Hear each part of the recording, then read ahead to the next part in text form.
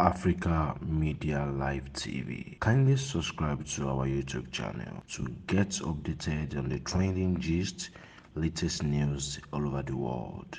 Like our page, subscribe, and share with friends. Thank you.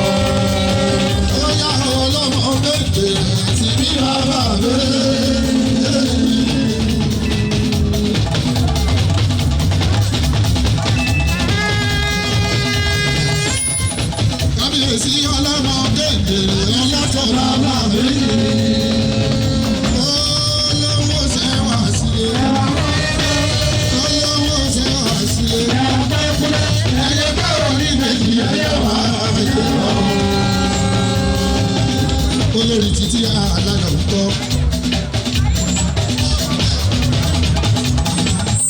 olórí Aishatu fọyà bí ìyàwó ní lójú orogún èjì wọ̀rọ̀ lójú ìyá ẹ̀ òun bá bí ń bayọ̀ ọlọ́tọ̀ bí méjì o tìmì náà bí méjì o ọ̀rẹ́ méjì bí ìbejì Aishatu lórúkọ ìyàwó àwọn méjèèjì ẹ̀rí pọ̀pọ̀ o. Ó pọ̀ ó pọ̀ ẹ̀rí pọ̀pọ̀ àwọn làkọ́kọ́ ọba tó ní kejì lórí oyè àwọn alámọ̀ gbogbo àlàó bí ìgbà ọ̀rọ̀ àwọn ọ̀pọ̀ tí lè bí ká tó joyè àgbálẹ̀ o èèyàn ọ̀tọ̀ lọ́tọ̀ ní ẹ wo Yorùbá ti ń di nǹkan ṣoṣo Ọlọ́run jẹ́ kó bí nǹkan ṣoṣo lẹ̀ látẹ̀dẹ̀ ohun gbọ́dọ̀ ṣe láti ìlú ọ̀tọ̀ Èkó ṣẹ́pọ̀tọ̀ tí mò ń sọ babaláfíà bẹ́ẹ̀ bá gbọ́dọ̀ ṣẹ́rí ọ̀gbà wọ́rì ìyá nọ́mbà ògògò máìkò. Láàárín ìwọ̀n lọ̀tọ́ wà. Babaláfíà láti bẹ̀rẹ̀ lọ́dẹ̀dẹ̀ àṣà Yorùbá náà gbé dání. Tìmí àgbálẹ̀ o ọ̀gbẹ́dẹ́ lámìnì ìsà ọba. Sáìdì ìdí ọ̀kẹ́ ń bọ́. Ẹ̀bá délé kẹ́ ẹ bá mi kí òfòrí ń bọ́. Òfòrí oníbèsè ọba. Ọba Jọ́ọ̀nù kọ́ Ọláfà gbogbo òbèṣe Ọláfà Jọ́ọ̀nù. Onígbà ẹ̀kún kọ́ kábíyèsí orí ìgbà ń kọ́. Bàbá onígbà ọba ọba onígbà ọba ajáfẹ́lórí bàtà pẹ́lẹ́sẹ̀ onídìí ọ̀kẹ́ ń kọ́. Ẹ̀báríkà ẹ̀ka nìkí èyí ti ní àgbálẹ̀ ọ̀fẹ́ tẹ́ lámì ní sọ. Ọmọ mi ní lámì.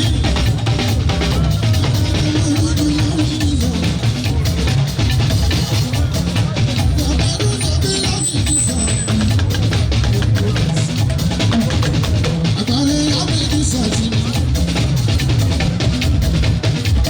Àgbálẹ̀ lámì ní sọ ti mi.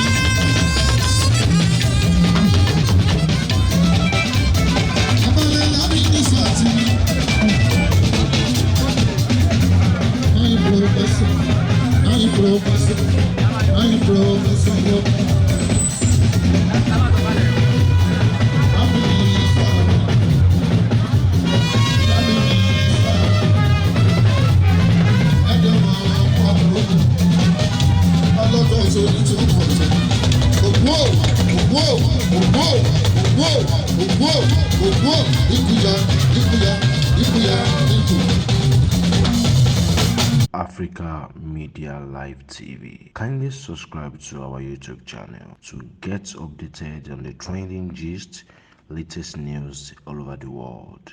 Like our page, subscribe, and share with friends. Thank you.